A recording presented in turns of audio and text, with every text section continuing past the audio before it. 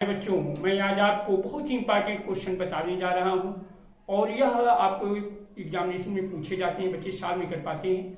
आपको quadratic polynomial दिया जाएगा और उसको वेरीफाई करना होगा। कैसे हम वेरीफाई करेंगे, हम आपको स्टेप बाय स्टेप समझा बताएंगे। देखेंगे find the zero of quadratic polynomial x² + 7x + 10। अब मेरे प्यारे बच्चों, इसका हमको क्या करना होगा कि इसका फैक्टर कर देंगे। तो ये 10 का हमको ऐसे फैक्टर करेंगे कि ये जो है हमारा 10 आएगा, मतलब मल्टीप्लाई करने पे 10 आएगा और ऐड करने पर 7 आएगा। तो x² + 5x और +2x और +10 आ जाएगा।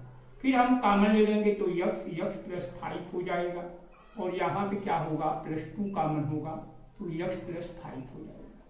अब मेरे प्यारे बच्चों, अब ये क्या होगा कि x + 5 यहाँ पे लिखेंगे और ये x + 2 होगा।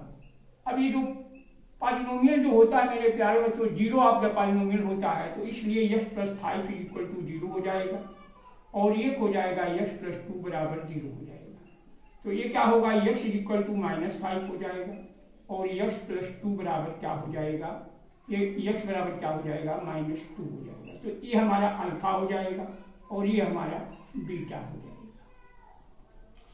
अब मेरे प्यारे बच्चों, हमको क्या फार्मूला लगाना होगा, अल्फा प्लस बीटा बराबर -b/a।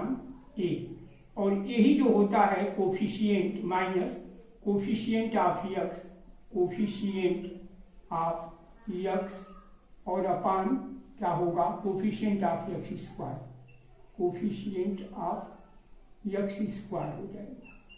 अब मेरे प्यारे बच्चों, अल्फा प्लस बीटा क्या होगा, अल्फा की जगह पे हम लिखेंगे -b5 और प्लस बीटा के जगह पे भी हम माइनस क्या लिखेंगे, 2 लिखेंगे।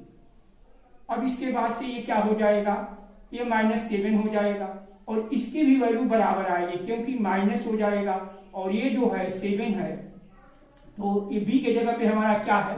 अब यहाँ से यदि हम कंपेरिजन कर दें मेरे प्यारे बच्चों, ax² + bx + c से कंपेरिजन कर दें तो क्या होगा, a के प्लेस पे हमारा 1 हो जाएगा, देखेंगे यहाँ पे, और b के प्लेस पे क्या होगा, 7 हो जाएगा और c के प्लेस पे क्या हो जाएगा, 10 हो जाएगा।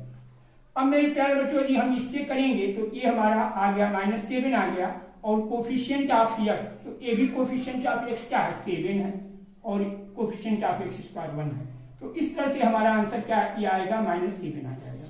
अब मेरे प्यारे बच्चों, अब हमको प्रोडक्ट ऑफ, ये सम ऑफ 0 था, सम ऑफ क्या था, 0 था, सम ऑफ 0 = था और हम क्या लिखेंगे, प्रोडक्ट ऑफ 0। अब हम क्या करेंगे कि प्रोडक्ट ऑफ 0 करेंगे मेरे प्यारे बच्चों, तो क्या होगा, ये प्रोडक्ट ऑफ 0 करेंगे तो अल्फा × बीटा हो जाएगा = c/a और ये होगा कांस्टेंट टर्म होगा और ये कोफिशिएंट ऑफ x² होगा मेरे प्यारे बच्चों, ये क्या हो जाएगा, x² होगा।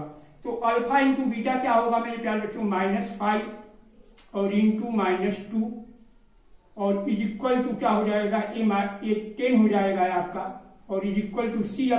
तो c कांस्टेंट टर्म क्या है मेरे प्यारे बच्चों, c 10 है और 10/1 हो जाएगा। तो इस तरह से मेरे प्यारे बच्चों, ये सभी हमारे सम ऑफ 0 भी इक्वल होगा और प्रोडक्ट ऑफ 0 भी इक्वल होगा। इस तरह से हमने वेरीफाई कर दिया। तो मेरे प्यारे बच्चों, यदि आपको यह क्वेश्चन समझ में आ गया होगा तो आप लोगों से रिक्वेस्ट करना चाहता हूं कि आप मेरे चैनल को अवश्य